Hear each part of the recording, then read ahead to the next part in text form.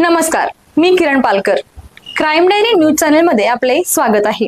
पाहूयात आजच्या ताज्या बातम्या. शहापूर परिसरात घडलेल्या भीषण अपघाताप्रकरणी पोलिसांनी मोठी कारवाई केली आहे.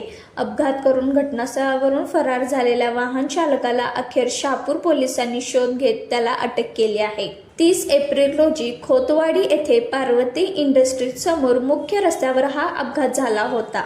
पॅशन प्रो दुचाकीवरून प्रवास करणाऱ्या 63 वर्षीय काशीबाई चौथा दामले यांना भरधाव वेगाने आलेल्या स्पीड ब्रेकर वाहनाने जोरदार धडक दिली.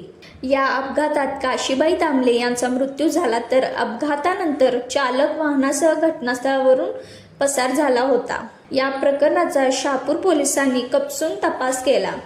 तांत्रिक विश्लेषण, गोपनीय माहिती आणि विविध पुराव्यांच्या आधारे पोलिसांनी कर्नाटकातील आळंद येथे राहणाऱ्या 47 वर्षीय प्रकाश चौथा दामले याला ताब्यात घेतले.